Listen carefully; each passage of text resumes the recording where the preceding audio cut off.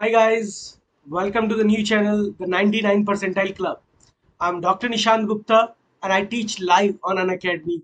I teach quant and logical reasoning and data interpretation. So in today's session, we'll discuss a question of games and tournament that came in CAT 2005.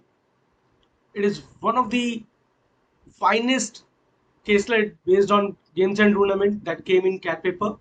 So let's start. It says the year is 2089. Beijing, London, New York, and Paris are in contention to host 2096 Olympics. The eventual winner is determined through the several rounds of voting by the members of IOC, with each member representing a different city. And all the four cities in contention are also represented in IOC.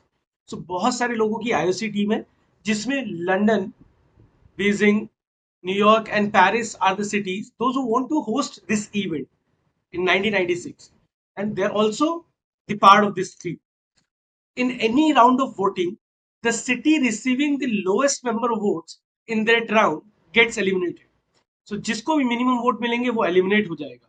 That mean in first round एक city बाहर होगा. In the second round one more city will get eliminated. In the third round one more city will get eliminated and will find the winner. तो हमारे को तीन round conduct करने की जरूरत होगी because there are four participants. The survivor after the last round of voting gets to host the event. A member is allowed to cast votes for at most two different cities in all the rounds of voting combined.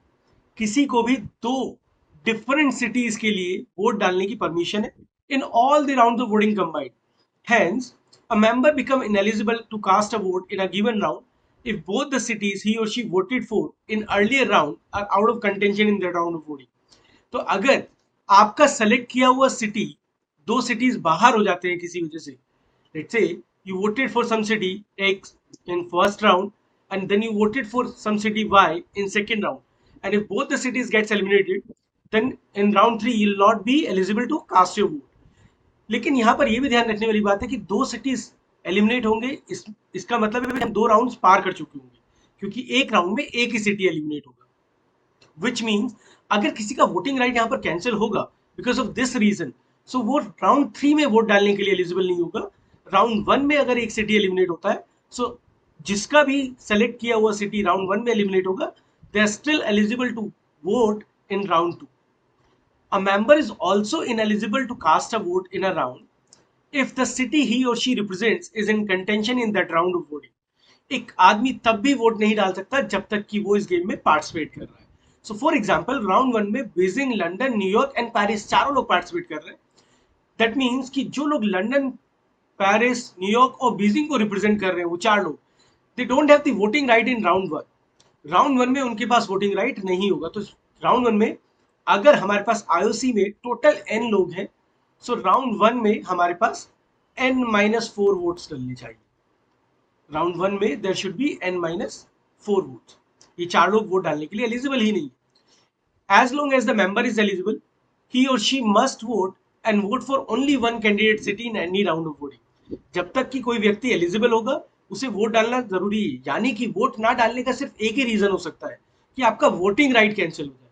और अभी हमने discuss किया था कि voting right कब cancel होगा, when you reach the round 3. Round 1 और round 2 में किसी का वोटिंग राइट कैंसिल नहीं हो सकता बिकॉज राउंड 1 में और राउंड 2 में मिलाकर दो लोग बाहर होंगे, और जब दो लोग आपकी चॉइस के बाहर हो जाएंगे then your voting right will be invalid.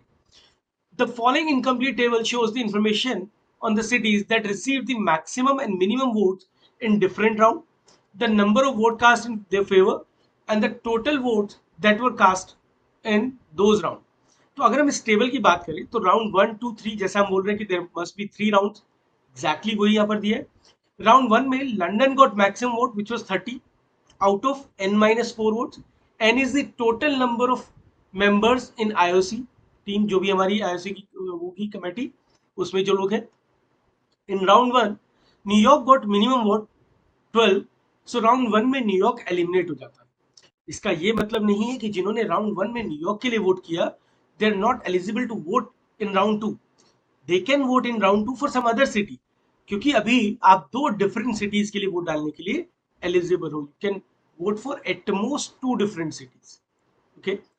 अब राउंड 1 में जो न्यूयॉर्क एलिमिनेट हुआ उसको जो रिप्रेजेंट कर रहा था, the representative of the city New York has the right to vote in round 2, which means round 1 में 4 लोग वोट नहीं डाल रहे थे, लेकिन राउंड 2 में तो 3 ही सिटीज पार्टिसिपेट कर रहे हैं, one is Beijing, London and Paris. तो न्यूयॉर्क वाला बंदा यहाँ वोट डाल सकता है, विच मीन्स n-3 वोट्स यहाँ पर डले। वो 3 लोग, बीजिंग, लंदन एंड पेरिस, ये रिप्रेजेंटेटिव वोट डालने के लिए राउंड 2 में एलिजिबल नहीं है। सेम वे अगर हम बात करें तो राउंड 2 में बीजिंग एलिमिनेट हुआ, इसका मतलब हुआ कि जो बीजिंग को रिप्रेजेंट कर रहा है वो राउंड 3 में वोट डाल सकता है। सो राउंड 3 में आइडियली वोट डालने चाहिए n-2 वोट। तो हमें ये ध्यान रखने की जरूरत है। With this we have some additional information.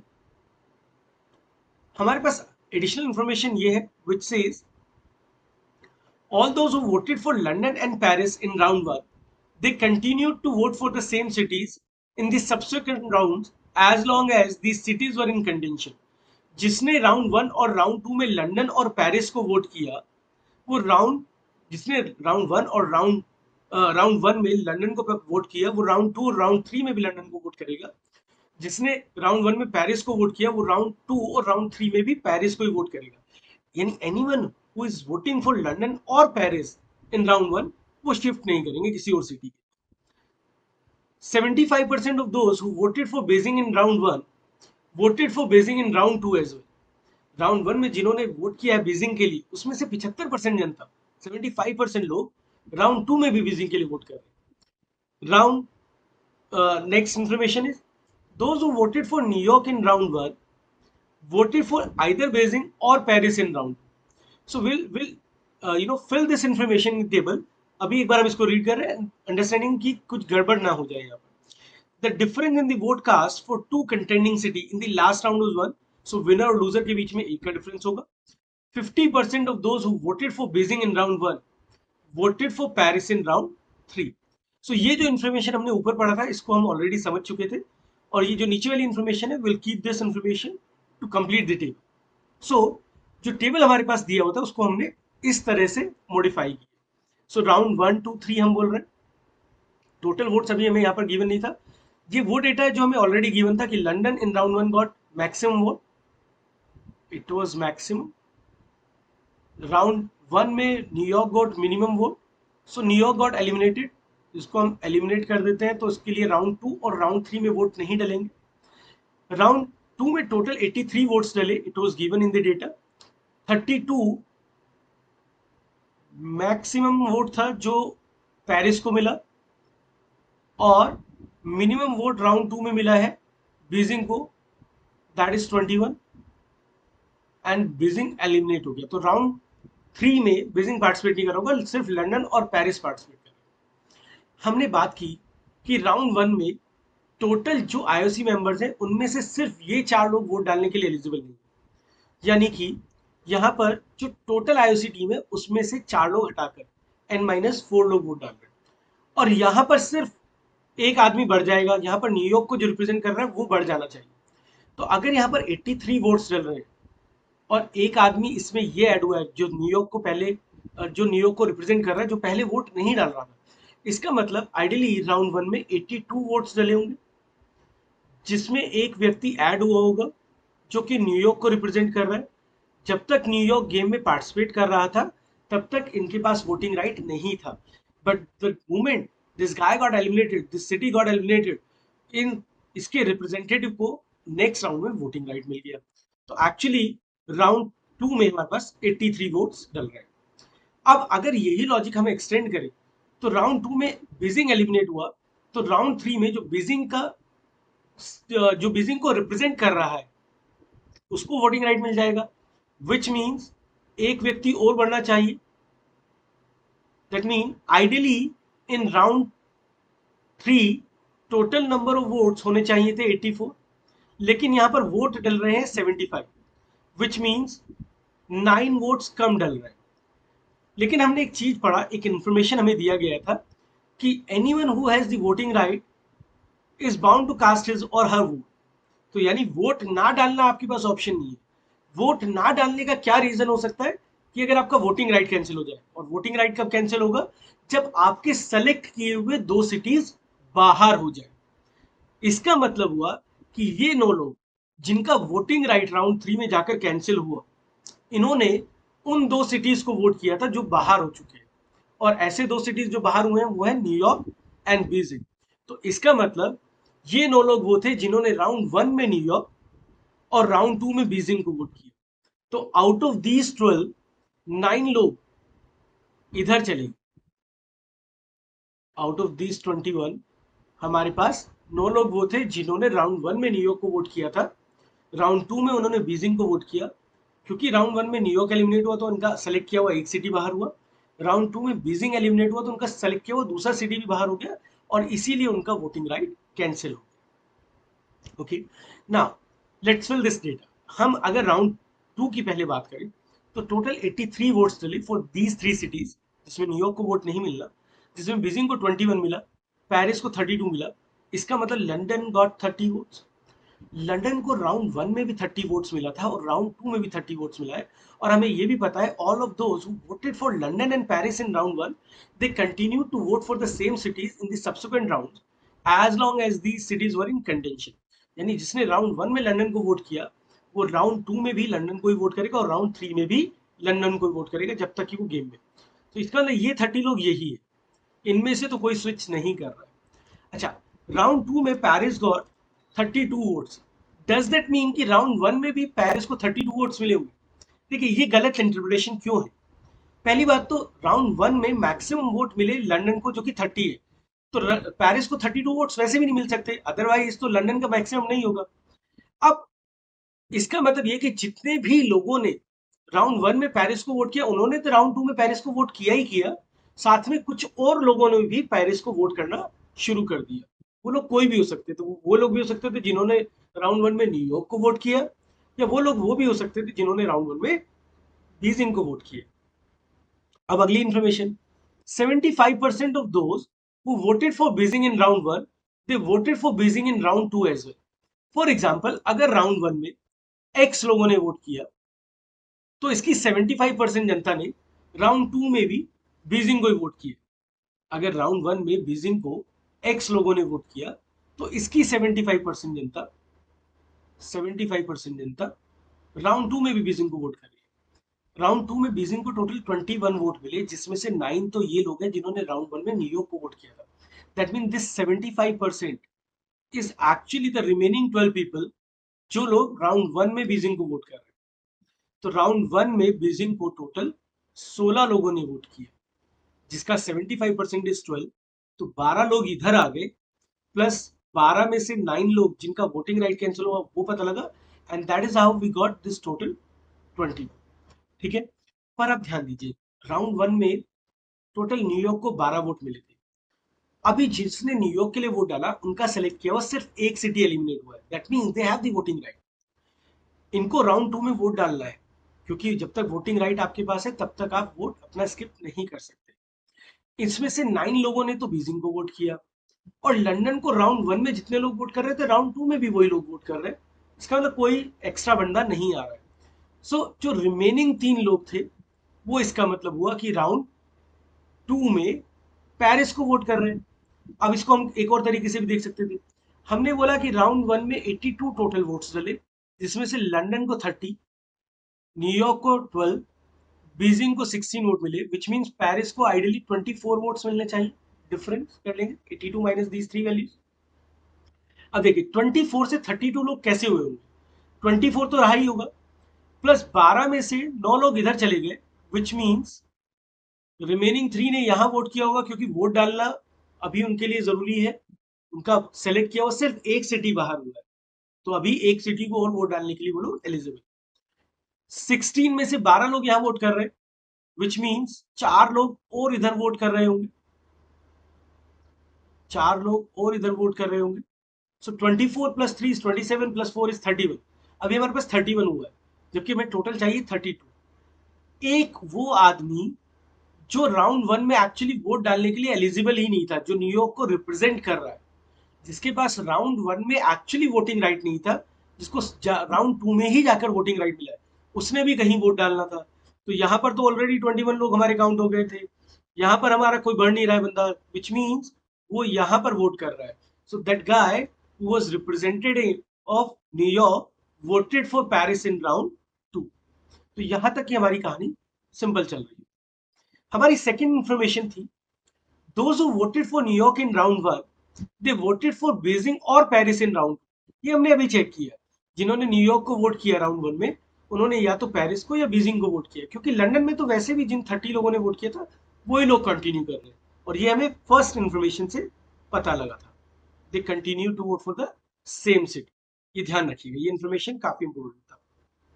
Next, the difference in the vote cast for two contending city in the last round was 1. Last round में विनर और लूजर के बीच में 1 का डिफरेंस है. टोटल 75 वोट डले, जिसमें से विनर और लूजर के बीच में 1 का डिफरेंस है, which means someone got 37 and the other person got 38 votes. So किसी एक को 37 और किसी एक को 38 वोट्स मिल रहे हैं. विनर और लूजर के बीच में 1 का डिफरेंस आएगा तभी.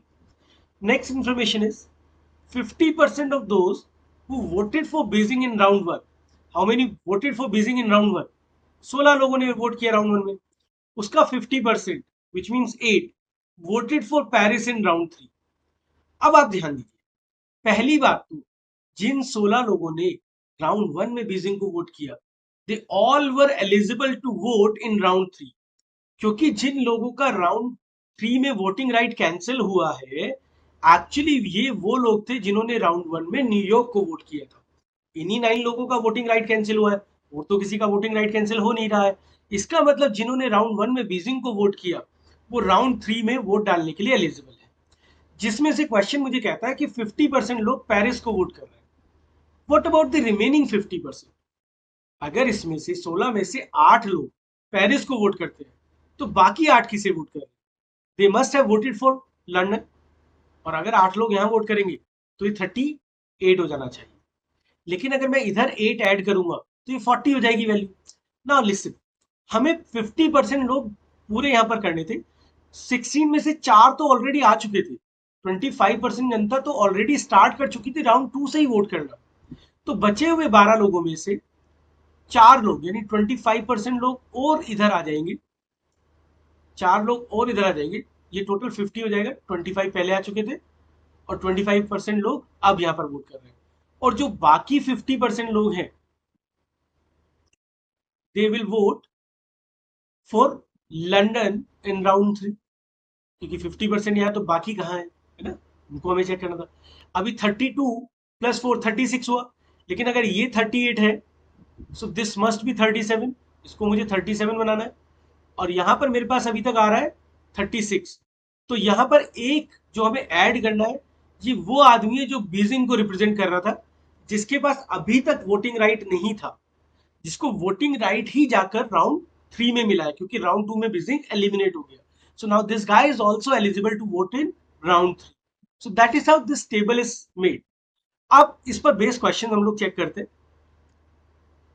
हमारा पहला क्वेश्चन था, what percentage of members from among those who voted for New York in round 1? So New York York vote करने वाले 12 लोग हैं. इनमें से, इन 12 लोगों में से voted for Beijing in round 2, Beijing के लिए वोट करने वाले 9 लोग हैं. So this 9 is what percent of 12? This is 75%.